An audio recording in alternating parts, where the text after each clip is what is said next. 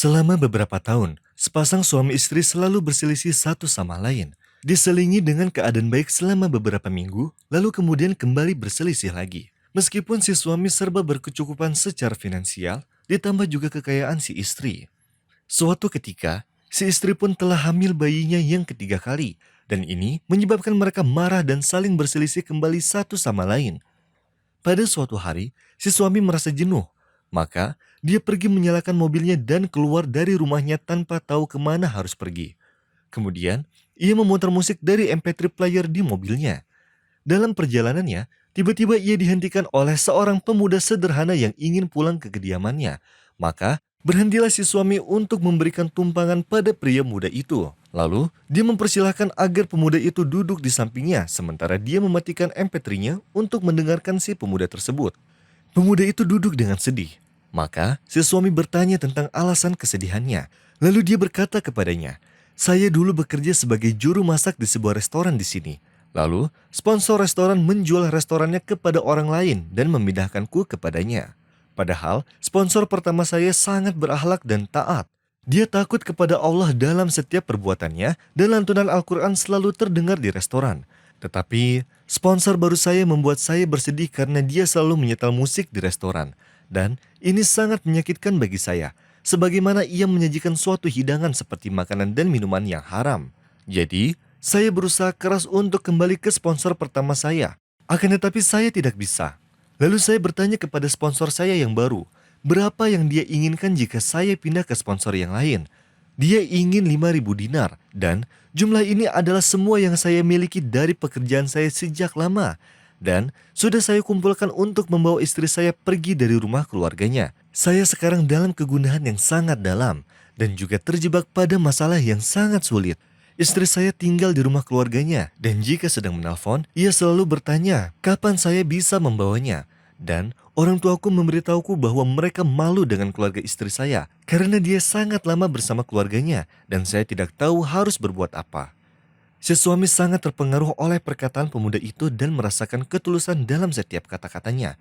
Lalu dia berkata pada dirinya sendiri, pemuda malang ini mengorbankan pekerjaan dan gajinya yang sangat dibutuhkannya agar dia tidak membuat Allah marah.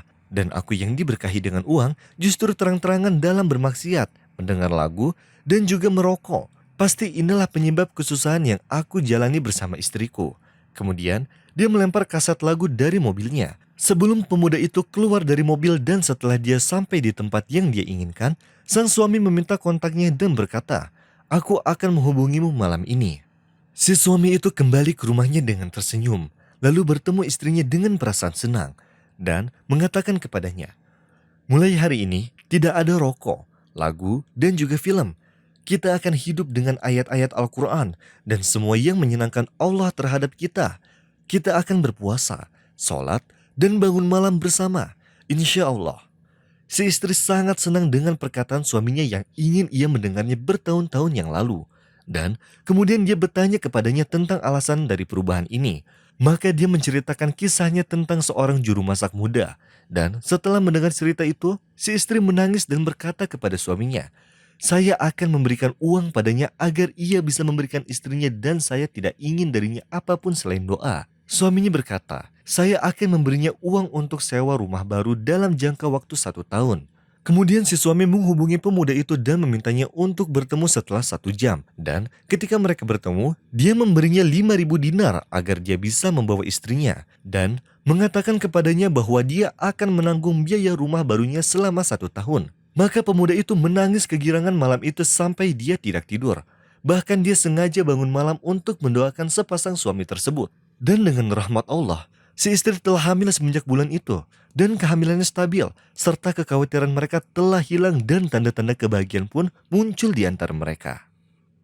أقم الصلاة لدلوك الشمس إلى غسق الليل وقرآن الفجر إن قرآن الفجر كان مشهودا ومن الليل فتهجد به نافلة لك عسى أن يبعثك ربك مقاما محمودا وقل رب أدخلني مدخل صدق وأخرجني مخرج صدق واجعل لي من لدنك سلطانا نصيرا وقل جاء الحق وزهق الباطل إن الباطل كان زهوقا وننزل من القرآن ما هو شفاء ورحمة للمؤمنين ولا يزيد الظالمين إلا خسارا